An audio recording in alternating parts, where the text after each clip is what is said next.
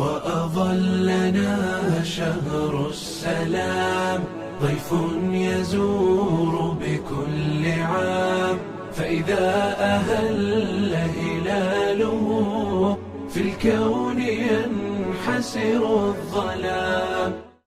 بسم الله الرحمن الرحيم. الحمد لله والصلاة والسلام على رسول الله وبعد. السلام عليكم ورحمة الله وبركاته. প্রিয় দর্শক শ্রোতা ভাই ও বোনেরা, আপনারা যে যেখান থেকে আমাদের আজকের আলোচনা শুনছেন সকলকে জানাচ্ছি আন্তরিক শুভেচ্ছা ও মোবারকবাদ। প্রিয় দর্শক, আমরা যে মাসে আছি এই মাসটি অনেক গুরুত্বপূর্ণ একটি মাস। এই মাসটি হলো রমাদান মাস। এই মাসে অনেকগুলো আমল আছে। আমরা একটা আমল নিয়ে আলোচনা করব। এই আমলটি হলো রমাদানে উমরা করা। আল্লাহ সুবহানাহু ওয়া তাআলা কোরআনে বলেছেন, وَلِلَّهِ عَلَى النَّاسِ حِجُّ الْبَيْتِ مَنِ اسْتَطَاعَ إِلَيْهِ سَبِيلًا। আল্লাহ সুবহানাহু ওয়া তাআলা বলেন, যে ব্যক্তির কাছে একটি ইস্তিতাআত থাকবে হজ করার জন্য তাহলে তাকে হজ করবে। কিন্তু যে ব্যক্তি হজ করতে পারে না তাহলে আল্লাহ সুবহানাহু ওয়া তাআলা তাকে সহজ করে দিয়েছেন, উমরা করতে পারবে। আর এই উমরাটি আমাদের জন্য অনেক সহজ, আর সব সময় এই উমরাটি করতে পারবো যে কোনো টাইম। এটা হজের মতো কোনো নির্ধারণ টাইম নাই। হজ করার জন্য নির্ধারণ টাইম আছে, এটা হলো জিলহজ। কিন্তু উমরা করলে সব সারা বছরে যে কোনো টাইমে উমরা করতে পারবো। সেটার জন্য দেখেন এই উমরাটি আল্লাহ সুবহানাহু ওয়া তাআলা আমাদের জন্য সহজ করে দিয়েছেন। সব সময় যে কোনো টাইমে উমরা করতে পারবো। দিন হোক অথবা রাত হোক, যে কোনো টাইমে আমরা উমরা করতে পারবো। আর এই উমরাটি করার জন্য এই সারা বছরে যে কোনো টাইমে করতে পারবো, নির্ধারণভাবে কোনো টাইম নাই। সেটার জন্য এই উমরাটি আমরা যে কোনো টাইমে করতে পারবো। আর এই উমরাটি যদি আমরা রমাজান মাসে করি তাহলে অনেক বড় সওয়াব হাসিল করা হবে। ইবনে আব্বাস রাদিয়াল্লাহু আনহু থেকে বর্ণিত, তিনি বলছেন, নবী সাল্লাল্লাহু আলাইহি ওয়াসাল্লাম এক মহিলাকে জিজ্ঞাসা করেছেন, মা মানা'কি আন তাকুনি হাজাজতি মা'ানা? قالت ناضحان كان لأبي فلان زوجها حج هو وابنه على أحدهما وكان الآخر يسقي عليه غلامنا. فقال النبي صلى الله عليه وسلم فعمرة في رمضان تقضي حجة أو حجة معي. নবী সাল্লাল্লাহু আলাইহি ওয়াসাল্লাম এই মহিলাকে জিজ্ঞাসা করেন, যে মহিলার নামটি হলো সিনান। নবী সাল্লাল্লাহু আলাইহি ওয়াসাল্লাম তাকে জিজ্ঞাসা করেন, কি জন্য আমাদের সাথে হজ করল না? তারপরে এই মহিলাটি বলল, সে হজ করতে পারে নাই। তাদের যে নিয়ে তারা হজ করেন এই ওসিলাটি তার ছিল না, সেটার জন্য উনি হজ করতে পারেন নাই। তারপরে নবী সাল্লাল্লাহু আলাইহি ওয়াসাল্লাম তাকে বলেন, ফাউমরাতুন ফি রমাদান হাজ্জাহ আও হাজ্জাতুন মাই। রমাদানে উমরা করলে এটা আল্লাহ সুবহানাহু ওয়া তাআলা হজের সওয়াব দিবেন। সেটার জন্য দেখেন এই রমাদান মাসে উমরা করলে আল্লাহ সুবহানাহু ওয়া তাআলা কত গুণ সওয়াব দিতেছেন। এই রমাদান মাসে যে কোনো ব্যক্তি যদি উমরা করে তাহলে আল্লাহ সুবহানাহু ওয়া তাআলা তাকে হজের সওয়াব দিবেন। আর এই উমরাটি করলে যে কোনো রমাদানের যে কোনো দিনে আমরা করলে আল্লাহ সুবহানাহু ওয়া তাআলা আমাদেরকে হজের সওয়াব দিবেন। আর এই উমরাটি করলে আল্লাহ সুবহানাহু ওয়া তাআলা আমাদেরকে গুনাহটি মাফ করে দিবেন, আর অনেকগুলো সওয়াব হাসিল করা হবে। সবথেকে বড় সওয়াব হাসিল হবে যেটা হলো হজের সওয়াব পাওয়া যাবে।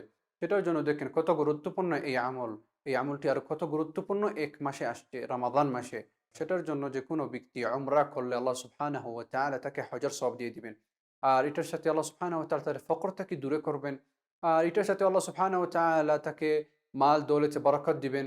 আর এই আমলটি যদি আল্লাহ সুবহানাহু ওয়া তাআলার জন্য খালিস নিয়তভাবে যদি থাকে আল্লাহ সুবহানাহু ওয়া তাআলার জন্য, তাহলে এই সবগুলি আমালগুলি সবগুলি সবগুলি হাসিল করবে। আল্লাহ সুবহানাহু ওয়া তাআলার জন্য আমালগুলি খালিস ওয়াজহিল্লাহিল কারীম, এটা আমল খালিস থাকতে হবে। এই উমরা অথবা যে কোনো আমল, সেটার জন্য এই উমরা যদি আল্লাহ সুবহানাহু ওয়া তাআলার জন্য খালিসভাবে যদি আমল থাকে তাহলে আল্লাহ সুবহানাহু ওয়া তাআলা তাকে গুনাহ মাফ করে দিবেন। এটার সাথেও ফকর থেকে দূরে রাখবেন। আল্লাহ সুবহানাহু ওয়া তাআলা তাকেও মাল দৌলতে বরকত দিবেন। আল্লাহ সুবহানাহু ওয়া তাআলা সব দিকে তাকে উন্নতি করে দিবে।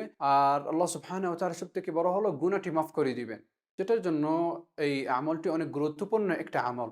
আর নবী সাল্লাল্লাহু আলাইহি ওয়াসাল্লাম বলেছেন, আল উমরাতু ইলাল উমরাতি কাফারাতুন লিমা বাইনাহুমা ওয়াল হজ্জুল মাবরুর লাইসা লাহু জাযাআন ইল্লাল জান্নাহ। উমরা থেকে উমরা কাফারা, সেটার জন্য উমরা থেকে আরেকটা উমরা করলে আল্লাহ সুবহানাহু ওয়া তাআলা গুনাহটি মাফ করে দিবেন। সেটার জন্য আমরা সব সময় বেশি করে উমরা করব। যে ব্যক্তি হজ করতে পারে না তার জন্য ভালো একটা চান্স এটা উমরা করা। আর যে ব্যক্তি হজ করতে পারবে না, তার ইস্তিতা নাই, তাহলে সে উমরা করলে আল্লাহ সুবহানাহু ওয়া তাআলা তাকে গুনাহগুলি মাফ করে দিবেন। আল্লাহ সুবহানাহু ওয়া তাআলা তাকে ফকর থেকে দূরে রাখবেন। আল্লাহ সুবহানাহু ওয়া তাআলা তার মাল দৌলতে বরকত দিবেন।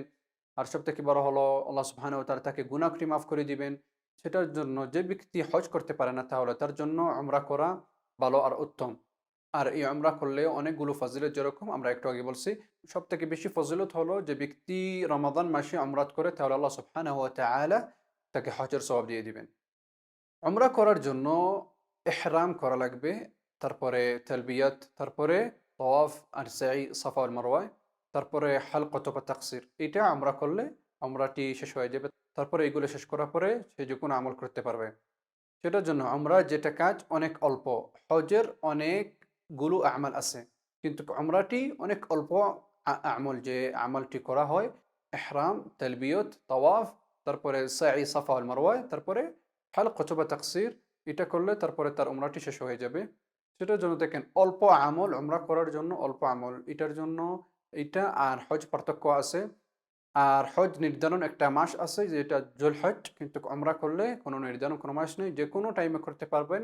আর এই উমরাটি রমজান মাসে করলে এটা একটা ফজিলত আছে যে হজের সব পাবেন। সেটার জন্য আমরা রমজান মাসে সবাই চেষ্টা করব এই উমরাটি করার জন্য, যেহেতু অনেক গুরুত্বপূর্ণ আমল, অনেক গুণ সওয়াব হাসিল করা হইতেছে। সেটার জন্য দেখেন এই রমজান মাসে উমরা করলে আল্লাহ সুবহানাহু ওয়া তাআলা আজর সওয়াব দিয়ে দিবেন। আল্লাহ সুবহানাহু ওয়া তাআলা আমাদেরকে সবাইকে রমজান মাসে উমরা করার জন্য তৌফিক দান করেন। আর আল্লাহ সুবহানাহু ওয়া তাআলা আমাদেরকে নবী সাল্লাল্লাহু আলাইহি ওয়াসাল্লামকে সঠিকভাবে অনুসরণ করার জন্য তৌফিক দান করেন। ওয়া আখিরু দাওয়ানা আনিল হামদুলিল্লাহি রাব্বিল আলামিন ওয়া সাল্লাল্লাহু ওয়া সাল্লিম আলা নাবিয়্যিনা মুহাম্মদ ওয়া আলা আলিহি ওয়া সাহবিহি ওয়া সাল্লাম। وأظلنا شهر السلام، ضيف يزور بكل عام، فإذا أهل هلاله في الكون ينحسر الظلام، في الكون ينحسر الظلام، ونفوس